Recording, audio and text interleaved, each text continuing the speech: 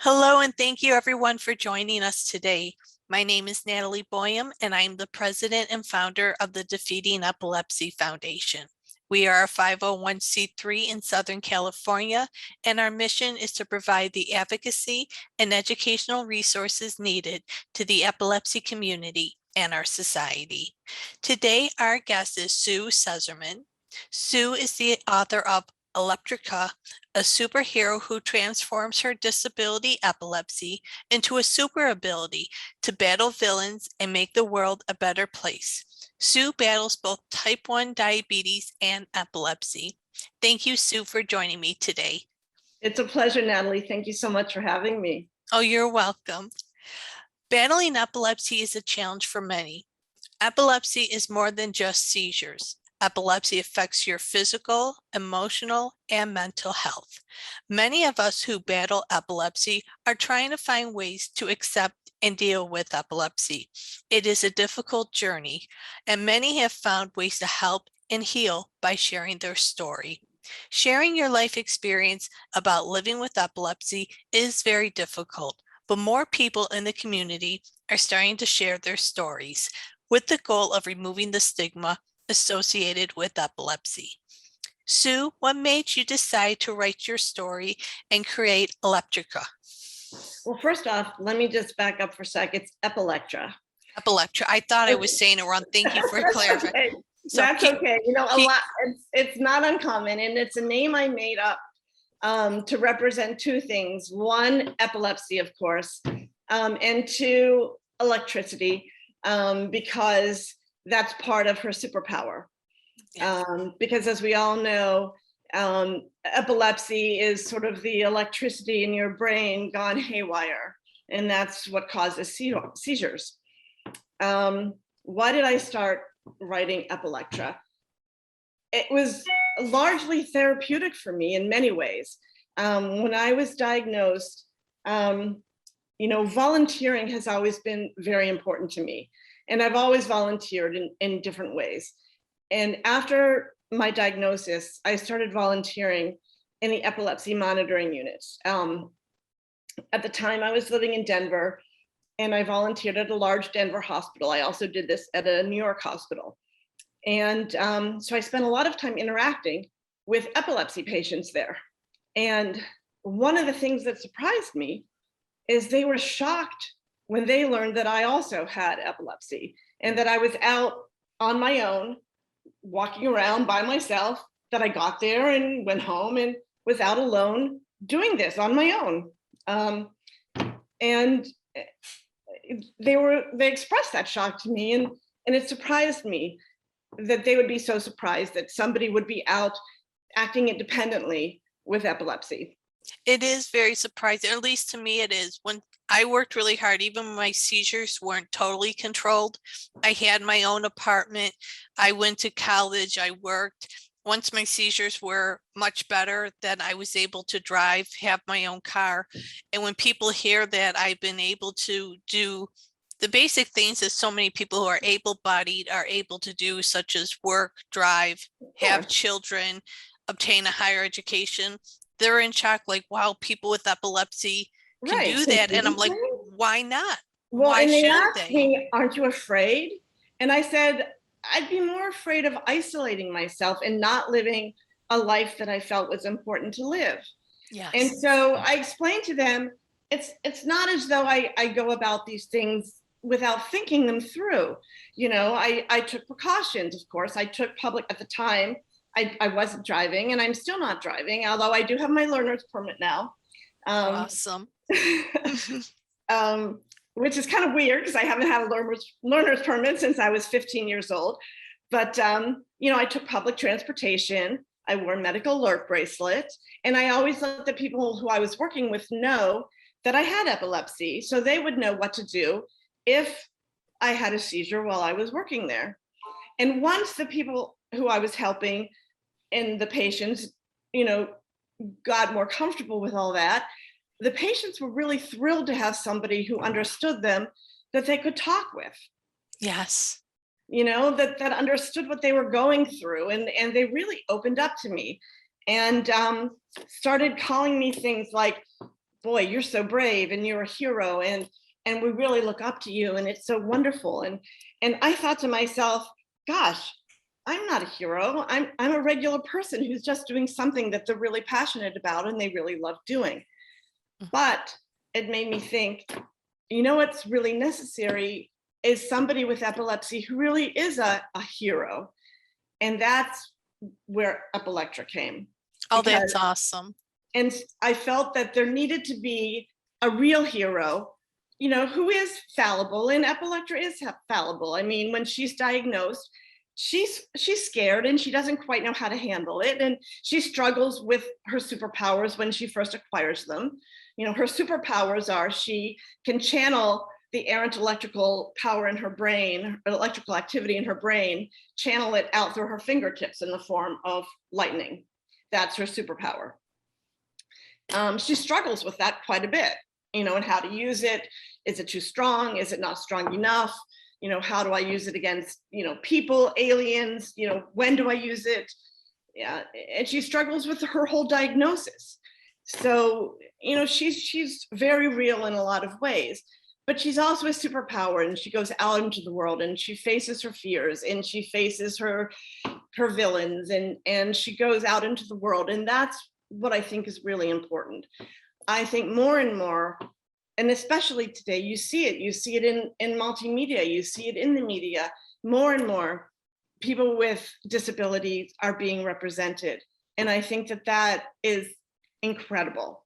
It is, and it's so overdue. I mean, that's one of the things with my organization in pushing for education and advocacy.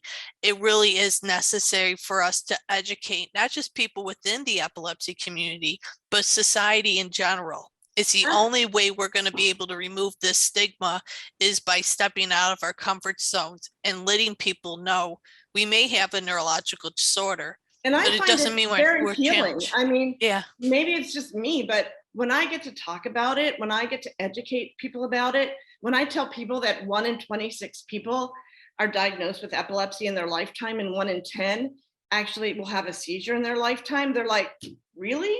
When I say that it's as common as a letter in the alphabet, you know, epilepsy, they're like, what an interesting way to think about it. I didn't realize it was so common, and yet it's very underfunded. Yes, it is. And I find what's so interesting now as I've networked with others to teach about my organization and the work I do. I was in a networking meeting in LinkedIn yesterday, and every time we went in a breakout room, somebody who knew somebody with epilepsy was in the breakout room. I found 3 people who understood epilepsy in each room. And not just that, is that everybody has something. Yes. You know, 1 in 4 people, that's 25% of people, have some kind of disability, some kind of recognized disability. So, you know, whether that's a migraine, whether it's epilepsy, whether it could be anything, but 1 in 4 people, it's remarkably common. And even if it's not a disorder or a disability, it's something. So everybody's self-conscious about something. Oh, absolutely. And if you can talk about it, if you open up the door, if you work to educate as opposed to hide, it just opens up so many more doors for you. No, it does. And I have to say, reading over the books and the characters that you've created, what I love about the characters is each one has their own disability, yet they turn it into a superpower. So what would you, I call them super abilities? Yeah. Yes. So what would you tell people with disabilities when it comes to finding their own superpower? Well, I would say that that everybody has their own superpower, and it's interesting because I didn't write my own notes about this, but now that I'm thinking about it, I saw a very well-known epileptologist when I was first diagnosed, and when I was in New York, named Orrin Davinsky. And he wrote a quote for me that's on my website that basically says that anyone managing a disability, and epilepsy in particular, is a superhero, because it takes a superhero to manage a difficult and wily disease like epilepsy. Oh, I like that. That he wrote that. That is awesome. And you know, and in thinking about that and taking it even a few steps further, I actually have a superpower or a superhero card that people can print off of my website and actually tuck away in their wallet. And I want to find that because I don't want to misquote myself, but oh, it's right here. I wrote that you can be your own superhero by following these suggestions, and they are. And I try to do this, and I have to remind myself sometimes to do this because it's not always that easy. It's be strong, and that is face your challenges and don't accept defeat. Mhm. Be determined, face new ways to do normal things. Don't give up. You know, you might not always be able to get from A to B, but you can get from A to C to D to B. You just might have to figure out a different way to do something. No, it's very true. Be And I mean, compassionate, love yourself, forgive yourself, and take time for yourself. Be helpful, because sometimes helping somebody else can also be very helpful for yourself. And I have found that very much through my own volunteer work. oh, absolutely. Be forthright, because everyone's got something different. And to be honest with yours, I think is very helpful. Don't hide, educate, and be yourself, because there's only one you, and you should be proud of who you are. Yes.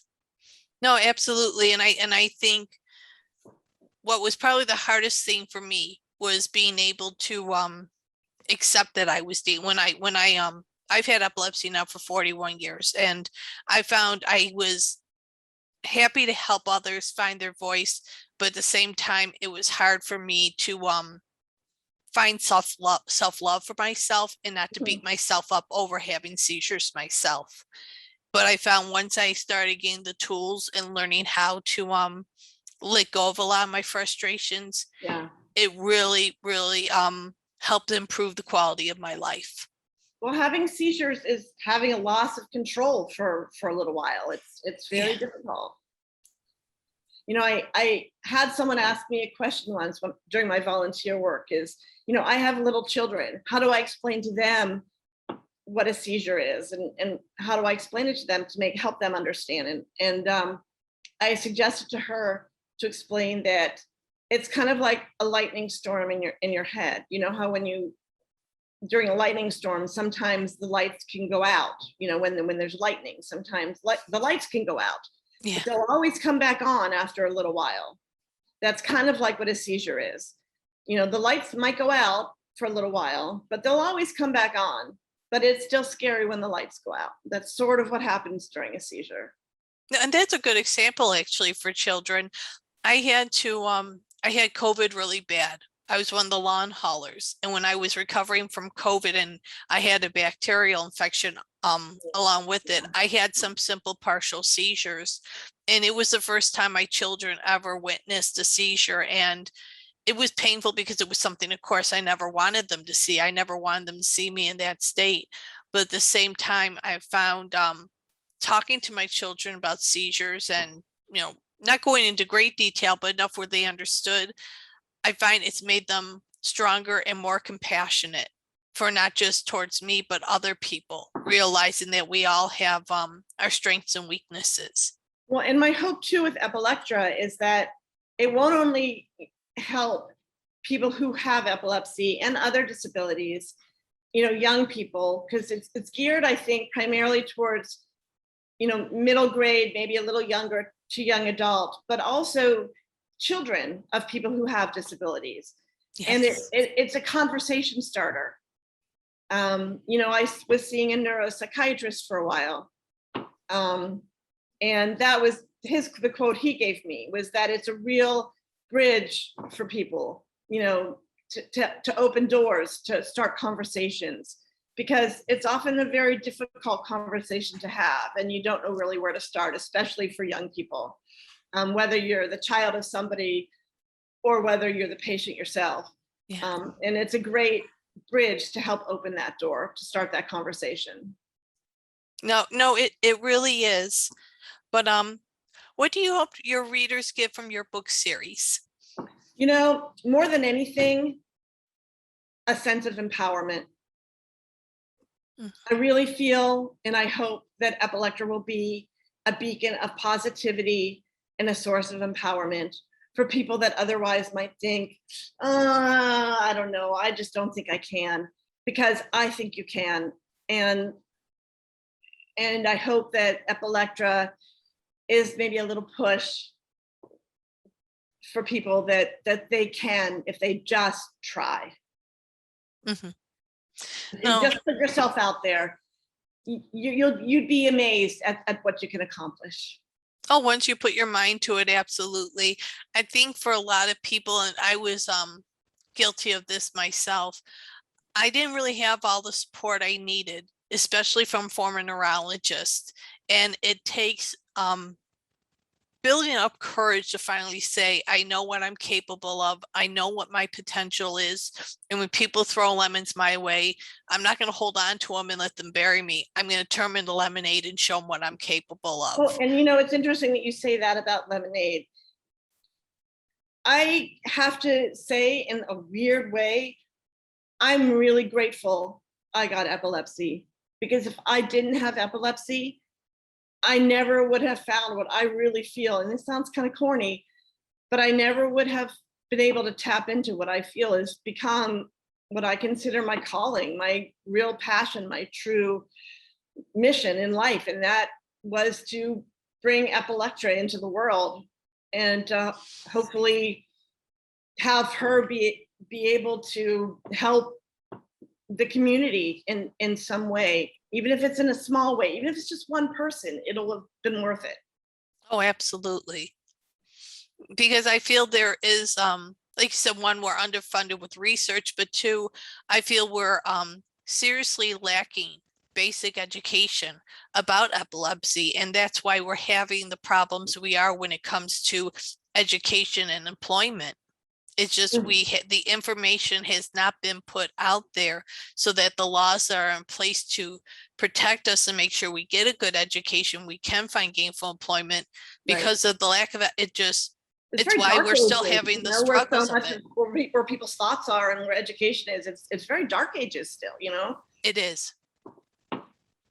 It really is. And I mean, myself as an entrepreneur working to educate other entrepreneurs, many of them, they want to diversify and bring people with disabilities into their workforce, but they're very scared because of the lack of education. The first thing they think of is, well, if I take the chance and it doesn't work out, am I getting sued? And I'm working really hard to show entrepreneurs that, you know, if people are in the right environment and with the advancements in technology we have, there's no reason why people with disabilities can't perform a job. I mean, absolutely. and I feel we're at that point now where, I mean, this is my personal opinion, but I feel there's no excuse anymore. There's no excuse to find some reason to try to push people with disabilities out of society, out of the workforce or education. We have made such advancements that there's no excuse anymore. That's the way I look at it. There's no excuse anymore. We have to advocate. And the workforce is depriving itself of an untapped, phenomenal, skill set of a wealth of brilliance, really. Yeah, no, and it is the truth. And thankfully, more professionals in academia in the business are really working hard to bring it to other people's attention. There was in Harvard Business Review an article about neurodiversity, and they explained that people who are neurodivergent are above average in IQ. They enjoy doing repetitive work and being put in the right environments, particularly in professions dealing with science, math, technology. They just excel at their positions. They help increase revenue for companies and help to diversify. It looks great on companies when they can say they have people like this on their team. And and I also feel like people with epilepsy, for instance, I know having epilepsy, it's helped me become more sensitive, more compassionate towards others, more tuned in to other people's needs and feelings. How could that not be beneficial in a workplace environment. Oh, exactly. And I mean, the one thing I love about, I know when COVID took place, everyone was very upset about meeting on Zoom. But for me, I can't tell you how much Zoom helped me during COVID, because it was very frustrating being in the house. And when I had COVID, my brain fog became so bad, I didn't trust myself to drive. I actually took myself off the road. I refused for almost 7 months to drive. Mhm. And being able to sit here and just have a conversation, it was so therapeutic. So I truly didn't feel cut off from the world. And even myself now, even though I'm self-employed, it's so nice to be able to work from my home and interact with others, even if it's Right. just through technology. It really makes a world of difference, where years ago when my seizures weren't controlled, it was so lonely and isolating, and really had a horrible impact on my quality of life. I'm sure. So I feel we're moving forward, and we have to continue to. But along with battling epilepsy, you battle type 1 diabetes as Correct. well. So what have you done to keep your conditions under control and to be productive? Okay, it's interesting. They're so different, epilepsy and diabetes. And a little quick education. No one knows why I have epilepsy. It came out of the blue.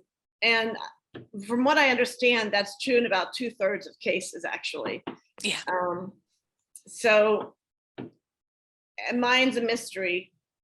My MRIs, all normal. I never had a head injury. But all of my EGs are all show epileptic activity. Even though, thank goodness, I've actually now, as of this past late October, I've been 2 years seizure free. Awesome. And here's what I attribute it to. I attribute it to 3 things. The primary one is becoming really regimented about my medication. Making sure I take what I'm supposed to take when I'm supposed to take it. I broke down and got one of those plastic old lady pill containers. And my husband, I'm very lucky, does all of my medication sorting for me and make sure that each day of the week is filled with what it's supposed to, morning and evening. And I set my phone for my 6 o'clock dosage. So I'm always reminded, prior to being seizure free, I'm sure I was much more haphazard about being good about taking my meds. But before I was even on these meds, I really urge people, be patient. It took me 7, 8 meds to get on the 2 that are working for me now. Yeah.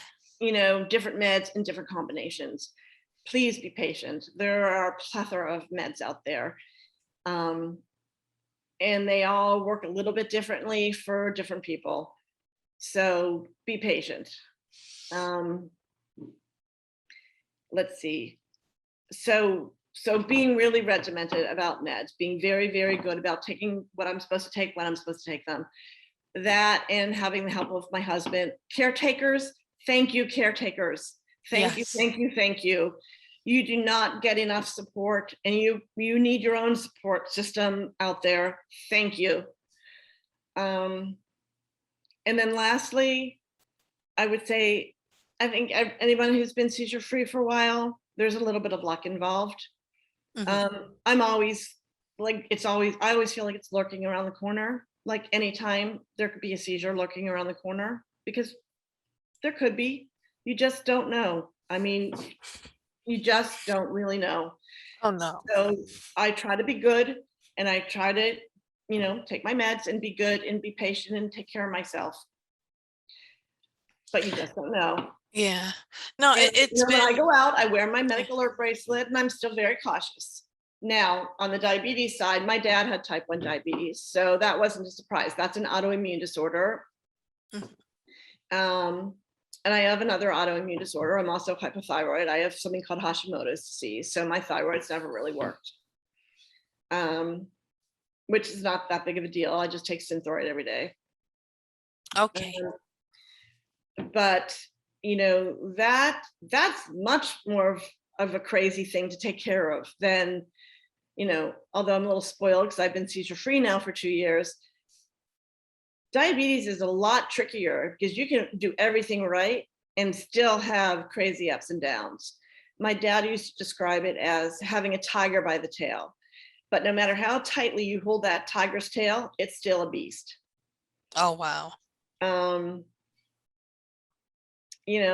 So I do my best. There's all kinds of gadgets that you can wear on your body so you can constantly take, know what your blood sugar's at, and know whether you're high or low, and know what kind of adjustments you need to make. And I do that.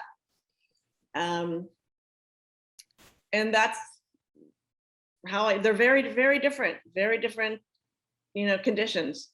But that's how I manage them both. No, they are very different conditions. And I mean, myself, I have multiple chronic illnesses. I'm not diabetic, but I have PTSD, hemophilia, and asthma, as well as epilepsy. And you do have to take a different approach on each one. But I find we know our bodies better than anyone else. I mean, I'm so grateful. I have a good neurologist. I started seeing my neurologist this year, and he has really been such a strong supporter and has helped me in finding ways to set realistic goals for myself. But the one thing that I love that you brought up was the fact that caregivers do not get enough credit for the work they do. And my husband is my caregiver, and to me, he's more of a superhero than I am, because he just has done everything up and beyond to advocate for me, from making sure I'm getting the treatment I need to when I feel overwhelmed and I need someone there for support. He'll be at the doctor's office with me. He will make sure that the questions I need to ask, they're listening, they're giving, they're not blowing me off. He's making sure that these people do their jobs and make it clear. I don't think that's uncommon, to have multiple, when you have one of these conditions, I don't think it's uncommon to have multiple. And one of my frustrations is the doctors don't always talk to each other. No, they don't. I found that to be true when I've been in the hospital for various things, which I've been in for a number of different reasons. The doctors don't talk to each other, which is ridiculous. And I don't quite understand it. But that's, if any doctors are listening out there, doctors should talk to each other, because patients more often than not, I'm guessing, have more than one thing going on. So doctors really, really would help patients if doctors talk to each other too. Oh, absolutely. And I mean, I've met a lot of wonderful doctors, and I think a lot of it has to do with, sadly, how our healthcare system has evolved. We really need to make changes to it to have better bedside manners, more compassionate care, but most importantly, start focusing on overall wellness. It's not just we diagnose and treat, it's to me, that's just one piece of the puzzle. Right. We have to bring everything on their specialties, and not on the overall patient. Yes.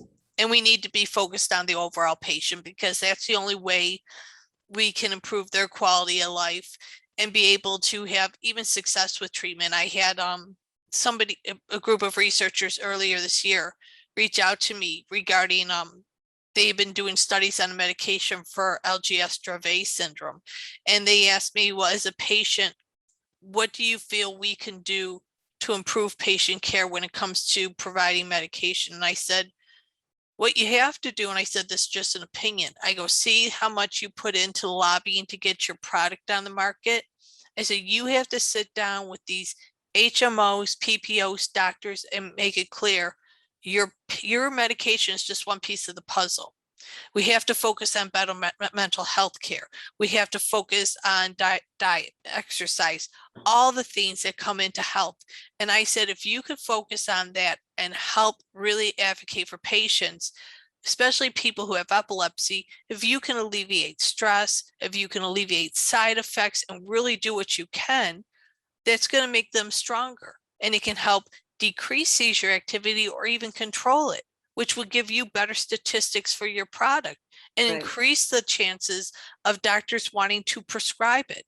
I said it's not just trial and error through research studies. Once you start applying it to the patient, everything, how it's going to affect them completely, needs to be taken into consideration. Yes. So it's very, very important. If I mispronounce your character's name wrong again, I'm going to apologize ahead of time. Epilectra, it's okay. Okay, so besides Epilectra, have you written any other books?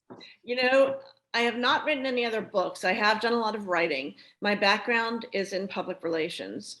I worked at a large, I've worked both on the agency side and I've worked on, I was fortunate enough actually to work for George Lucas for a little while. Oh, wow. At his gaming company, but that was a long time ago before it was with Disney. And that was a lot of fun and it was wonderful. Oh, that sounds really cool. But that was great. That's probably where the kid in me got all of her, you know, like the kid in me got a lot of benefits from that. That was before kids, so that was a while ago. Did a lot of freelance writing, so I've had a lot of stuff published, like in trade publications and things like that, under my own name and also ghostwritten. But this is my first expedition into having a book published. Oh, this is going to be exciting. I hope that the right company sees your work and knows that how important this is going to be for others to read and gain access to. You and me both. Yeah. So if you could give the community some advice, what would you tell them when it comes to dealing with epilepsy? I would say never give up and don't stop living your life or shooting for your dreams.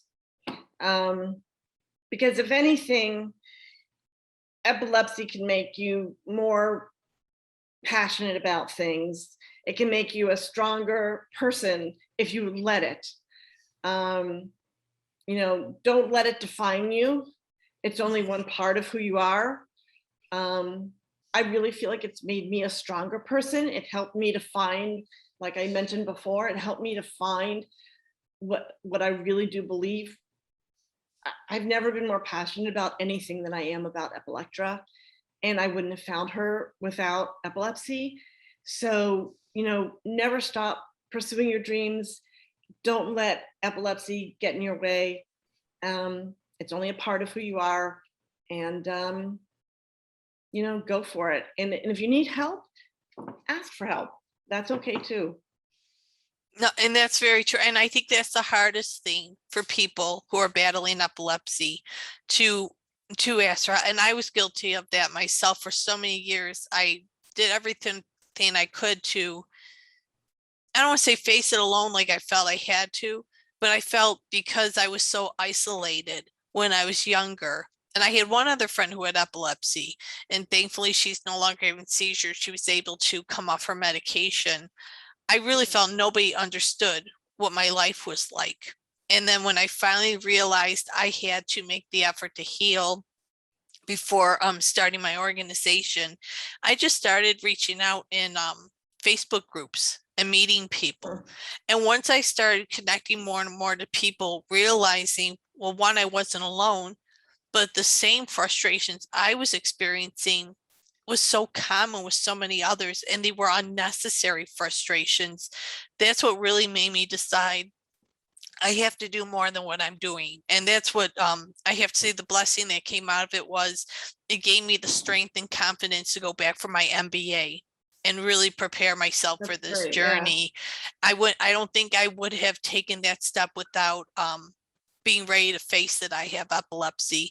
And I have found in just being able to talk to people and help educate others and hear stories, it gives me the strength to know that, you know, I can move forward with this as an entrepreneur and professional. Do I have some people who are in the business field not always treat me the best? Yes. But then I've had some who have been so supportive and so wonderful with my work that, you know, there's no reason for me to stop. I won't let the negativity of others discourage me. Good, great. That's great. Yeah. Is there anything else you would like to share with our supporters today? Just that, you know, to believe in yourself and that something good can always come from something bad. Um, I think I've pretty much said it all, you know. I just know that, you know, you should believe in yourself, and that, you know, as I stated before, that you also have the power to be your own superhero. You just have to tap into it, and find it within yourself. And if you do that, then you'll be able to, not only like Epilectra is conquering the world around her, but you'll be able to also conquer the world around yourself. Absolutely. Now, I know you haven't published your book yet, but do you have an idea of when it's going to be published?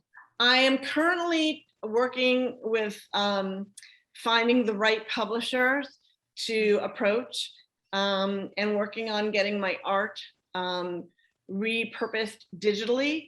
Right now, all my art is hand drawn, which by me. So, well, it's very good. I think it's not digital, and Yeah. it needs to be sent to people in digital format, in order to be able to send it out to where it needs to go. So I'm working on hiring a digital artist. And once that's done, I will be able to start sending it out to publishers. And I do have a list of publishers who are waiting to receive it. So Awesome. once that's done, I'm hoping within the next 6 to 8 months. But in the meantime, there is a website that people can go on, and Epilectra also tweets. Her Twitter is at Epilectra. She tries to tweet 2 to 3 times a week. You can also check her out on her website at www.epilectra.com. Awesome. Yeah, as soon as you know when you're going to release it, if you're going to be selling it on Amazon, Barnes and Noble, or any of those resources, Absolutely. please let us know, and I'll be happy to share with our supporters and my team, you know, when it's going to be available, so that we can do what we can to support you and get the word out about Thank it. you very, very much. And it's been a pleasure talking with you, Natalie. And I'm so glad we finally got the chance to meet. Oh, absolutely. Well, that is all the time we have for today. Again, I want to thank Sue for coming and taking part. To see the great work we are doing, please like our social media pages and subscribe to our YouTube channel. We invite you to visit our website at www.defeatingepilepsy.org to see how we are making a difference in the epilepsy community. Thank you for your support, and together we will defeat epilepsy. Take care.